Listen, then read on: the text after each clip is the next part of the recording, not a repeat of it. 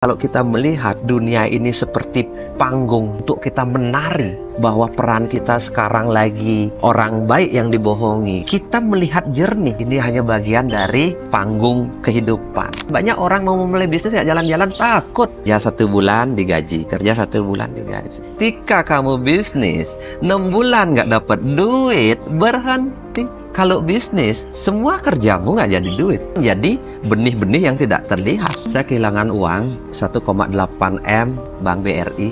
Pihak BRI belum ngasih jawaban kepastian pengembalian dana.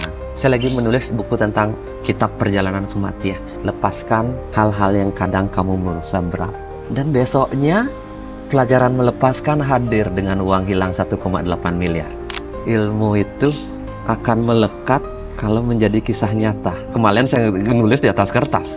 Hari ini di atas dunia. Bayangkan dunia ini seperti hutan. Di situ ada singa, di situ ada hutan yang lebat. Keadilan mutlak dihukum dunia gini ya. Kadang-kadang tidak pernah kan kita ketemukan. Temukan makna di setiap perjalanan dari hutan rimba yang kita jelajahin ini. Ketika kamu merangkul perasaan itu, satu lapisan kesadaran terbuka. Dan kamu akan melihat dirimu apa adanya, sambil ya menangis. Welcome to Kadek Ayudia's podcast. I'm a Balinese woman, quietly curious about the hidden layers of life. Hari ini kita kehadiran narasumber spesial yaitu Pak Putu Eka Suryawan. Beliau adalah salah satu pengusaha terkaya di Bali, pemilik Faras Group yang membawahi 13 perusahaan. Pak Putu juga aktif membagikan pengalaman spiritual dan dikenal sebagai seorang filantropis. Saya akan ngobrol bareng Pak Putu mengenai jatuh bangun bisnis dan juga kedalaman spiritual. Yuk langsung aja kita mulai videonya. Halo everyone, selamat datang di YouTube Kadek Ayudia. Dan hari ini saya punya bintang tamu yang sangat spesial buat saya pribadi, menjadi inspirasi saya pribadi karena selain sukses, kaya raya, tapi juga memberikan banyak cinta ke kita semua ya di banyak lini. Begitu juga beliau sangat spiritualis aslinya. Please welcome Pak Putu Eka. Hai. Swastiastu, Swastiastu, Pak. ya. Apa kabar Pak? Baik. Terima kasih Pak Putu. Hari ini kita semua bukan diundang sih, boleh berkesempatan syuting di rumahnya Bapak. Ya. Sangat indah sekali teman-teman. Terima kasih. Pak, saya mau mewakili pertanyaan ya Pak ya. Kita kan masih muda ya, kita berbisnis, banyak hal yang dikorbankan gitu ya. Masa muda dikorbankan, keluarga diabaikan karena kita memang fokus sama bisnis yang kita lagi mau bangun gitu ya Pak ya. Nah di saat sudah jadi gitu, malah dikhianati lah gitu. Gimana caranya kita bisa ikhlas gitu Pak? Gimana cara kita ikhlas dengan apa yang pengorbanan yang udah kita lewati gitu Pak Putu? Kalau kita, tidak setiap orang mungkin jiwanya siap menghadapi seperti itu. Tapi saya selalu belajar makna dalam setiap kejadian. Kejadian itu sifatnya netral, tapi kita menemukan makna. Sehingga kita bisa melangkah lebih jernih. Misalnya kamu ada pengkhianatan. Contohnya, bawa dalam diam. Adakah sesuatu yang saya dapatkan atau kenapa ini hadir dalam diri saya?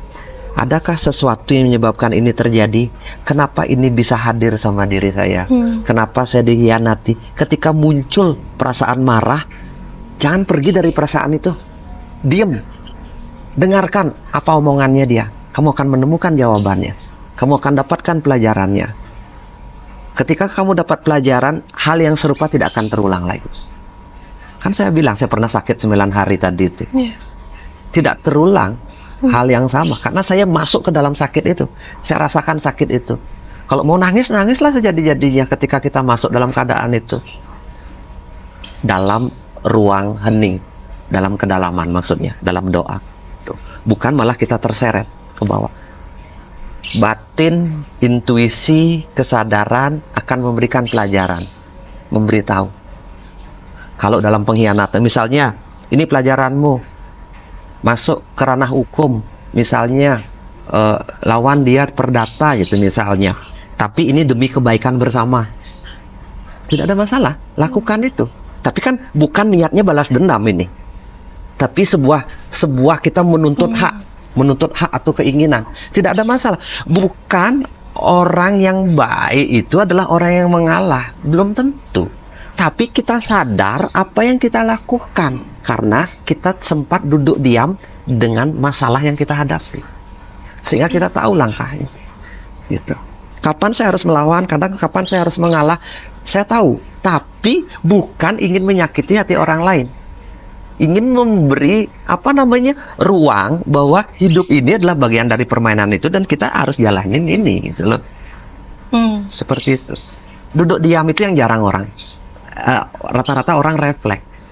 Saya dikhianati, langsung dicari orangnya, dipukul apa segala macam, atau langsung dituntut gitu loh. Tidak memberikan dampak apapun di pelajaran hidup. Mungkin kita bisa menang misalnya, tapi ke depannya kita belum selesai di pelajaran itu. Belum selesai pelajaran itu. Ada nggak kira-kira pengulangan? Pengulangan bisa terjadi karena kita belum merangkul masalah itu. Kita belum ada kebijaksanaan atau keberanian ya Pak ya? Keberanian untuk menghadapi itu, tahu bahwa kita tahu apakah ini pelajaran, apakah ini kesalahan atau kekurangan saya. Kalau kita tahu itu bagian dari kekurangan kita belajar kan? Kalau kita tahu ya kan, misalnya pengkhianatan itu bukan hanya salahnya dia, ada bagian dari kita yang salah kan? Itu yang harus kita perbaiki. Kalau kita langsung responnya keluar tanpa jernih pikiran, kemungkinan ya circle itu akan berulang-ulang dengan cara yang berbeda munculnya. Ya kan? Ya kayak kawin cerai misalnya, ternyata ini yang terbaik misalnya, ternyata enggak, kasus yang sama muncul karena kita belum merangkul apa problem kita sesungguhnya. Baik, terima kasih Pak Putu. Berarti gimana kita bisa belajar dari, bukan luka ya Pak, pengalaman itu ya Pak ya, gimana kita bisa sadar, terus apa yang harus saya lakukan, apa yang harus diperbaiki. Betul, gitu ya, Pak, ya?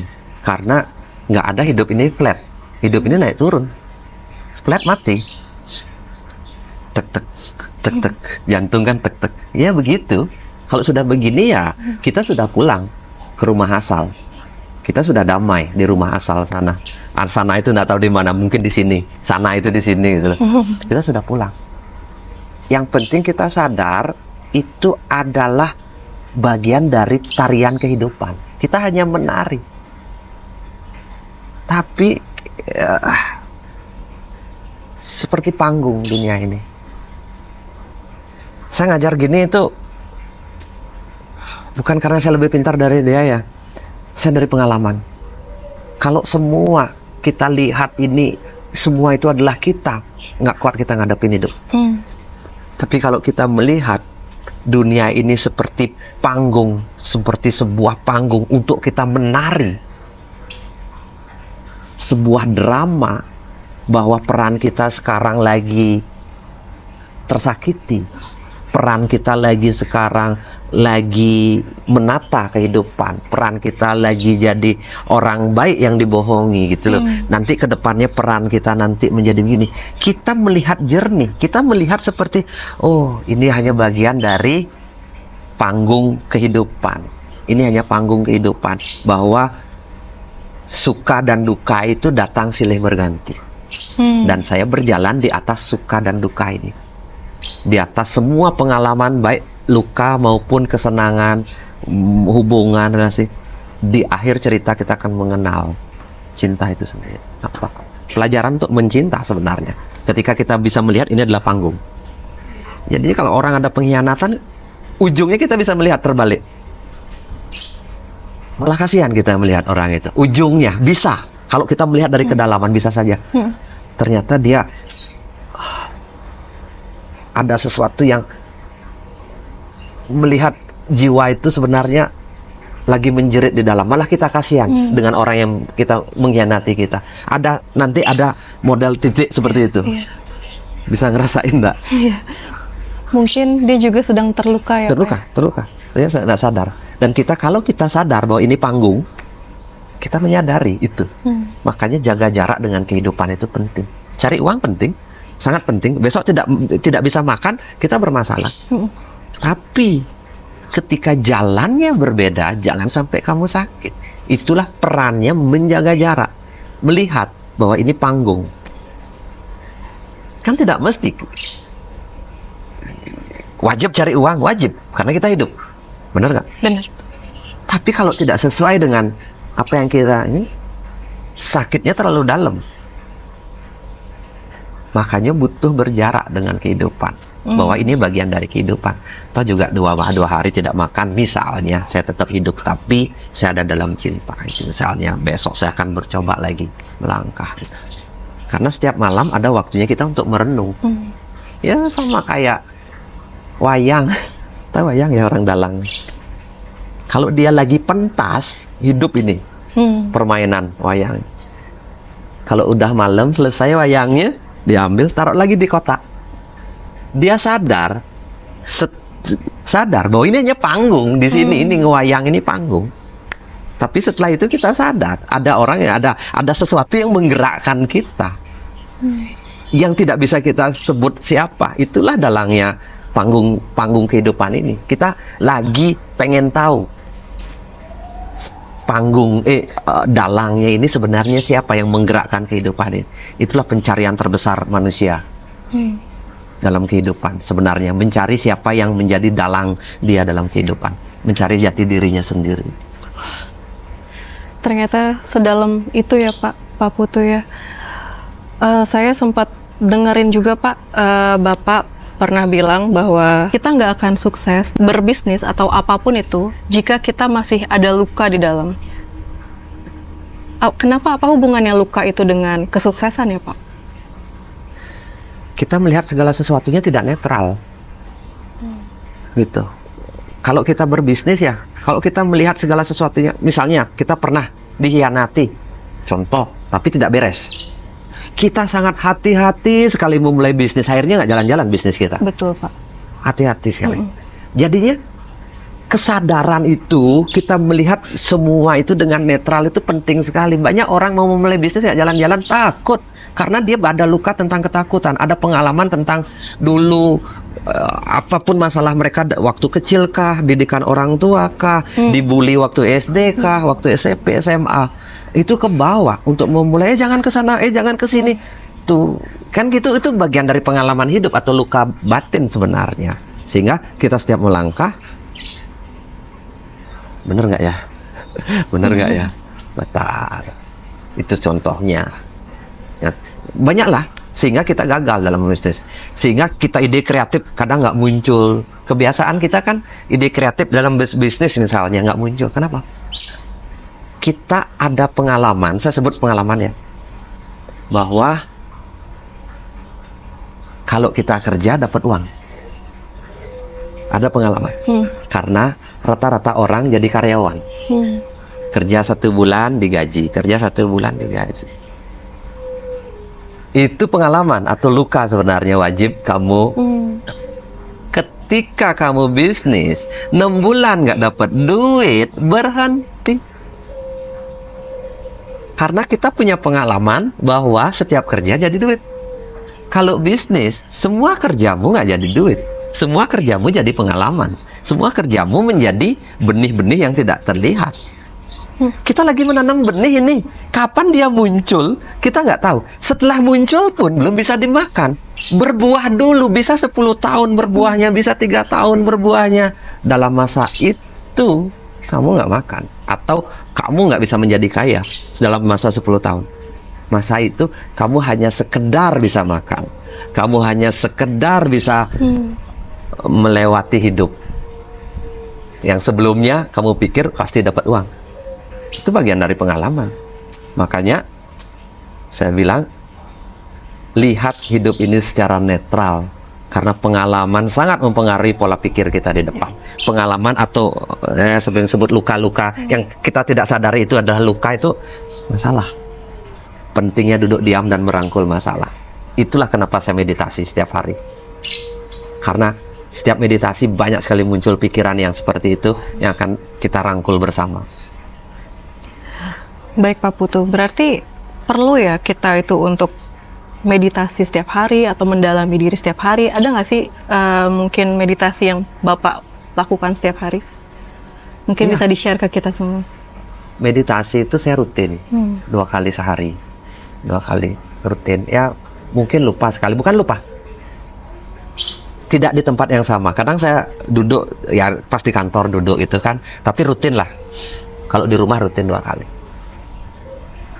Tidak ingin menunjukkan saya seorang spiritualis, bahwa saya dekat dengan Tuhan, bahwa saya ini orang yang bijak, itu bukan.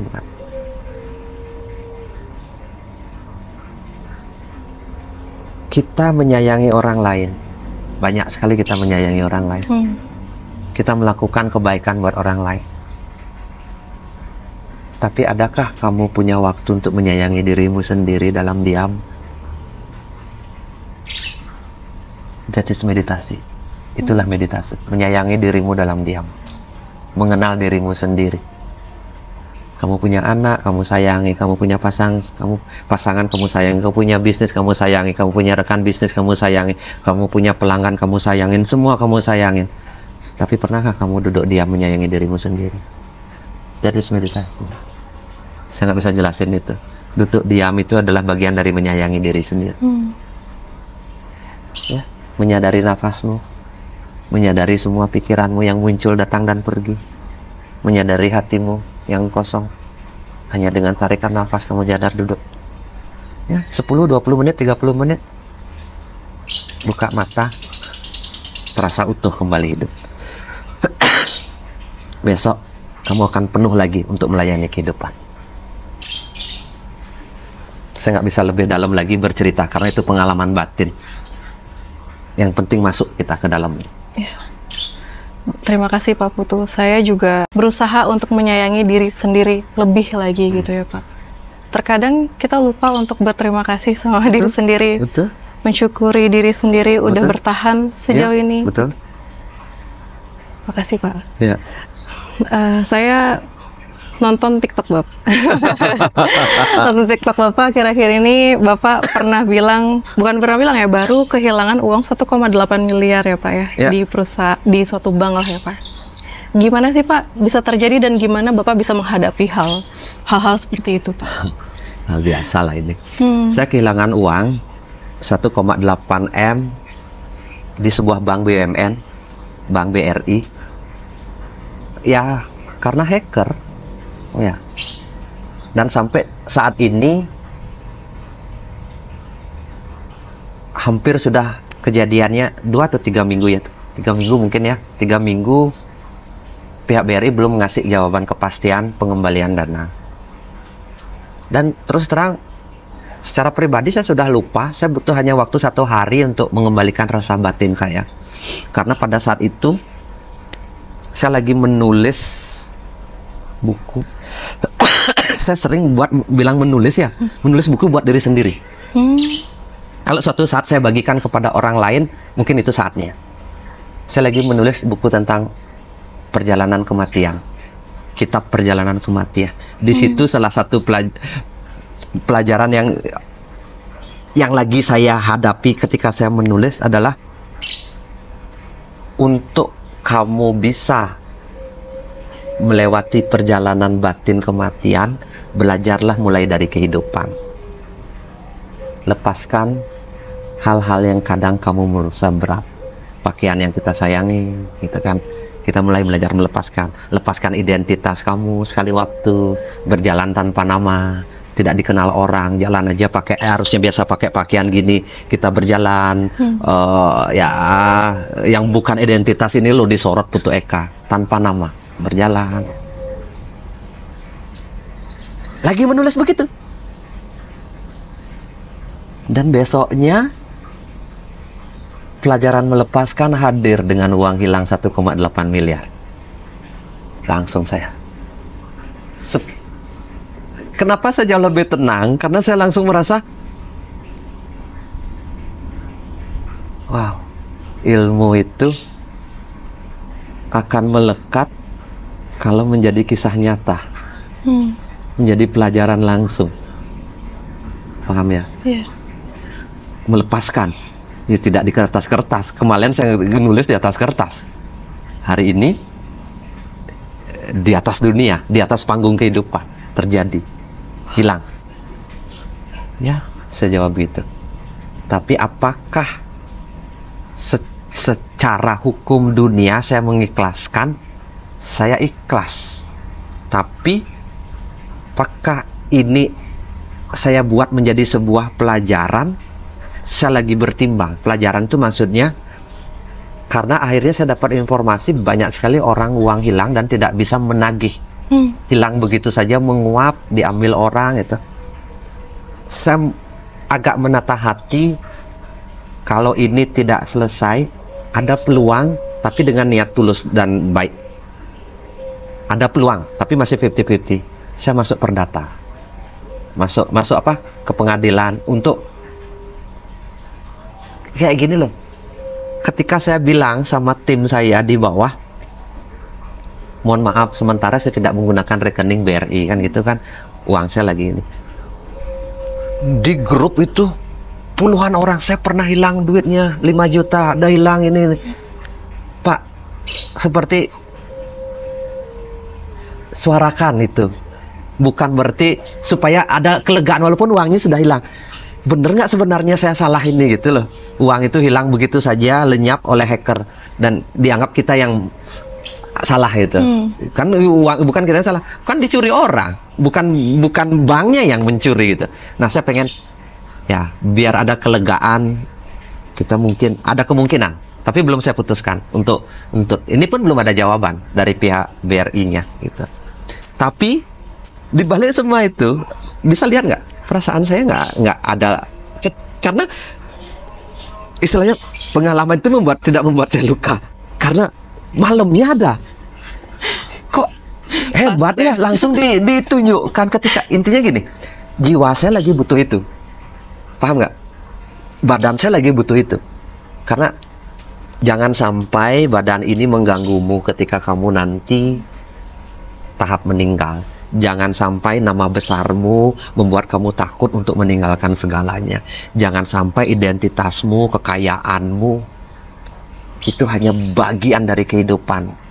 Itu yang nanti kamu lepas pelan-pelan. Tidak mungkin kan uang dibawa, mati semua. Identitas kita ada di dalam ketakutan yang luar biasa. Dan itu pelajarannya uang hilang. Ya, kalau orang uang hilang kan marah. Nih coba lihat, baru kejadian 2 minggu, 3 minggu saya kan nggak marah. Tapi saya butuh ya, saya ceritakan sama orang, ceritakan ada uang hilang karena perusahaan kan, dari sudut perusahaan kan harus kita buat surat bahwa kita nggak menggunakan lagi Bank BRI gitu loh, karena dana kita habis. Terus kemudian itu ada kepercayaan yang hilang. Kepercayaan yang hilang, saya nggak berani lagi naruh uang di bank. Hati-hati dulu. Nih pelajaran juga tentang mungkin pengkhianatan atau apa. Semua sistem di perusahaan saya perbaiki karena ada celah hilang. SOP-nya ketat sekali. SOP semua ketat. Satu SOP yang paling tidak ketat di saya apa? Perbankan. Ya, saya tidak pernah mengontrol berapa uang saya harus. Kalau saya berpikir, saya percaya penuh. Dulu kan sama partner bisnis, sekarang harus ada catatan, harus ada SOP, ada perjanjian. Nah, dengan bank tidak ada perjanjian apapun. Ketika uang hilang ya dia tidak mau tanggung jawab. Sekarang saya harus rubah rule di kantor. Naruh uang jangan jumlah besar, harus dipecah-pecah jadi beberapa. Kalau uang hilang di satu rekening ya hilangnya beberapa ratus juta aja, jangan sampai miliaran.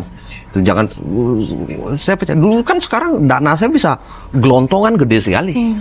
Kan kebobol pasti satu rekening. Kita yang harus menjaga kepercayaan itu tidak bisa 100% di dunia materi ini. 100% kita nggak bisa kasih. Orang yang paling percaya, badan perusahaan yang paling kita percaya pun kasih 50% aja. Sisanya kita yang menjaga itu. Sekarang keuangan saya pecah dana kecil-kecil. Dana saya besar.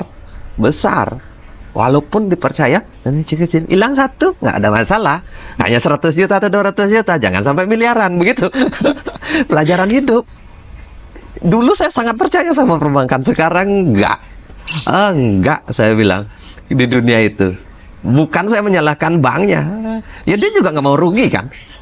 Uangnya hilang ya uangmu. Tapi sekarang saya pecah-pecah mungkin. Saya suruh keuangan. Hanya sekian ratus juta per rekening mungkin. Baik Pak. Berarti bank sebesar, bukan bank ya, sistem yang sekuat dan sebesar itu aja bisa kebobolan atau bisa apa ya, lepas begitu aja ya Pak ya. Dan oke lah, Bapak masih bisa bertahan, sangat bisa bertahan gitu. Gimana nasib orang-orang yang mempercayakan sepenuhnya ke perbankan tersebut gitu? Saya sangat mendukung Bapak untuk memproses itu sih, mungkin bisa menyuarakan banyak orang ya Pak ya. Karena sebenarnya dari keluarga saya sendiri pun pernah kehilangan uang di perbankan, dan itu semuanya gitu, total gitu, dan hancur hidupnya dia gitu. Bukan hanya 1-2 orang, teman saya, teman baik juga kan kehilangan. Satu-satunya uang sekian puluh juta, 50, 100 juta habis. Dan itu bagian, istilahnya gini, karena jangan sampai uang hilang itu terus menjadi luka yang terus. Makanya saya pengen sebenarnya menyuarakan ini. Tapi satu hal deh, saya bilang, jangan berharap dunia ini seperti kebun, seperti rumah saya ini yang tertata rapi. Pegang satu prinsip saya. Bayangkan dunia ini seperti hutan. Kita harus menjaga diri kita sendiri. Di situ ada singa, di situ ada hutan yang lebat itu. Dunia itu seperti itu. Kadang-kadang orang baik belum tentu baik biasa ini karena bisa menjadi korban. Ya, alam tidak paham bahwa orang baik itu harus dijaga. Bukan seperti taman gini kelihatan indah, tidak. Jadinya milikilah kesadaran kita harus menjaga diri kita sendiri, merawat diri kita sendiri, yaitu dengan meditasi, dengan memahami, dengan pelajaran. Seperti kita pernah ada pengkhianatan, uang hilang misalnya, jangan sampai itu luka terus terjadi, karena kemungkinan itu akan terjadi lagi. Tapi rawat dirimu sehingga kamu bisa mendapatkan yang lain lebih besar ketika luka ini hilang. Gitu. Keadilan mutlak di dunia ini nggak akan ada. Keadilan, karena keadilan mutlak di hukum dunia gini ya kadang-kadang tidak pernah kan kita ketemukan, karena keadilan itu seperti siklus mata rantai. Tidak mesti orang baik akan ya. Baru aja kemarin saya ngeliat di berita nenek-nenek 90 tahun mencuri, tidak di penjara gitu, hanya sekedar pengen makan gitu loh, hanya metik dilaporkan. Ya, seperti itu. Memang dunia kayak gitu ya? Kayak gitu. Terus orang dunia kayak gitu. Tapi temukan makna di setiap perjalanan dari hutan rimba yang kita jelajahin ini. Kita ini makhluk-makhluk yang tidak mengerti apa sebenarnya dunia ini. Dan yang membuat hukum pun sebenarnya nggak ngerti apa yang mereka buat gitu loh. Di sini itu. Jadinya pelajaran ya balik lagi ke dalam kita. Ketika ada sesuatu, apa yang harus kita bisa perbaiki gitu. Tapi balik lagi ke tadi. Nah, seperti orang seperti saya sudah menyadari ini, orang-orang seperti kita misalnya ingin membantu orang memahami itu, saatnya kita menuntut mereka secara perdata, kita tuntut. Tapi dengan penuh kesadaran bahwa ini sebuah proses hukum. Gitu. Segitu sih. Menurut saya, jangan sampai kita berharap 100% sama hidup ini bahwa dia akan menolong kita jadi. Bukan begitu. Hidup ini seperti apa ya kalau kita ngomong dari sudut spiritual gitu. Bagian dari panggilan saja, bagian pulang. Mungkin ketidakadilan itu membuat kita rindu pulang. Rindu ke rumah asal. Rindu sama diri kita sejati. Rindu siapa diri kita sesungguhnya. Who am I? Siapa aku? Dari mana aku berasal? Kenapa dunia ini begitu penuh luka? Dan ketika kamu merangkul perasaan itu, satu lapisan kesadaran terbuka. Ketika setiap ada masalah terbuka, satu lapisan kesadaran terbuka. Dan kamu akan melihat dirimu apa adanya sambil ya menangis. Karena setiap luka itu mengingatkan siapa diri kita. Bukan karena kita sedih menangis ketika kita kenal diri. Karena kita tahu, jiwa kita tahu siapa diri kita sesungguhnya. Benar nggak? Iya, Pak. Saya terkadang kalau lagi sedih suka nanya ke diri sendiri, Dek, kamu lagi sedih karena ini ya, gitu. Nggak apa-apa ya sedih, gitu. Belajar yuk bareng. Saya sekarang lagi belajar ke arah sana sih, Pak. Benar nggak cara saya, Pak? Apa ada cara lagi? Itu?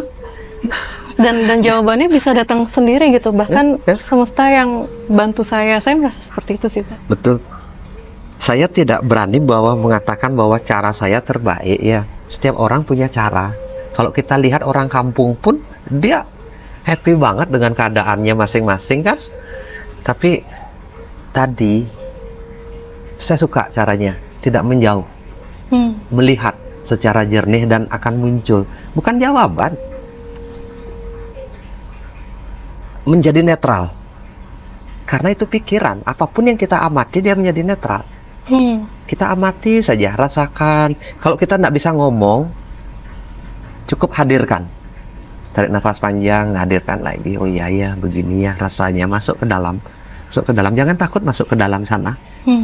Gitu. Karena kalau dengan kesadaran, karena kita tahu bahwa itu bukan kita. Iya, Pak. Tapi terkadang ya ada ego yang mengalahkan itu, kayak saya baik-baik aja kok, saya fine-fine aja kok, dan akhirnya itu akan terus menumpuk gitu ya, Pak ya? Yap. Saya sekarang mulai merubah ego itu, saya jadiin bodyguard. Namanya bodyguard. My bodyguard. Ego itu, hai my bodyguard gitu. Aku tahu kamu ingin melindungi diriku dengan mengatakan seperti itu, dengan mengatakan bahwa aku harus marah ketika luka, kita harus melawan semua keadaan. Ketika aku punya masalah, kamu harus marah, kamu harus keluar air mata, supaya kamu pikir bahwa itu yang aku butuhkan. Saya bilang bodyguard itu, ego itu adalah pelindung sebenarnya. Karena dulu kita pernah terluka waktu kecil, kita punya masalah, makanya ego akan melindungi dengan semua cara. Enggak kok, kamu baik-baik saja, itu ego yang ngomong. Nah makanya, hai bodyguard, kamu tadi bilang baik-baik saja kan, gitu kan, ajak kita ngomong. Saya pakai bodyguard bahasanya, gitu. Jadinya kalau kamu merasa itu baik, tidak, gitu. Kita harus duduk bersama di sini. Kita duduk bersama, ayo kita telah bersama. Gitu. Tarik nafas, pelan-pelan, dia akan mulai ya, gitu. Dah sadar dah, beres. Saya menganggap, karena saya tidak bisa menyebutkan ego itu seperti apa. Dia pelindung kita. Ya, misalnya kita ada masalah nih dengan BRI tadi. Ego itulah sang kamu, tuntut dia. Kedua, kamu harus marah, kamu harus sedih gitu loh, biar orang tahu bahwa kesedihan kamu penting, kamu harus dianggap gitu loh. Semua dia muncul. Baik nggak tujuannya? Tujuannya baik. Tapi membuat kita sakit nggak? Sakit. Makanya kita ngomong, dia itu pelindung. Makanya saya sebut my bodyguard. Hai my bodyguard itu. Saya sebut, tiap orang punya caranya. Saya ajak ngobrol dia supaya dia terbentuk ego itu supaya seperti mewujud, mudah kita uraikan. Dia terus ya gitu loh. Nah, akhirnya dia melumer. Akhirnya kita tenang sendiri gitu. Tiap orang tapi punya cara. Saya punya cara seperti itu membereskan. Ternyata penting juga ya Pak untuk mendefinisikan rasa-rasa itu jadi terpecah-pecah ya, kayak ada si ego, ada si sedih, ada si ini. Itu penting ya Pak untuk kita bisa mengenali diri kita sendiri ya, untuk membentuk itu ya Pak ya. Di tahap awal ya. Tahap berikutnya hanya menyadari. Ketika kita sudah ada di meditasi, itu kita hanya menyadari. Tidak perlu kita deskripsikan, ini sedih, ini apa. Pokoknya setiap ada awan yang muncul, sesuatu yang muncul, kita jawab, terima kasih kau hadir. Amati terus, hilang. Terus apa? Ada perasaan kecewa, kita tidak sebut itu kecewa. Tinggal tarik nafas, rasain, terima kasih kau hadir. Terus, hilang. Kita tidak deskripsikan lagi. Di awal kita deskripsikan, tapi setelah itu muncul apapun yang muncul, nanti ke depannya apa yang muncul netral semua. Gitu. Marah, kita senyum. Sedih, senyum. Happy, kita senyum. Gembira, kita senyum. Ya, itu aja. Dia datang. Karena dia datang, dia akan pergi. Datang. Semakin lama, datang pergi, semakin lama. banyak heningnya. Datang sedikit, hening. Datang sedikit, hening. Nanti banyak heningnya. Awal-awal itu ribut isi kepala kita. Semua ingin muncul dia. Ketika kita duduk hening. Semua muncul.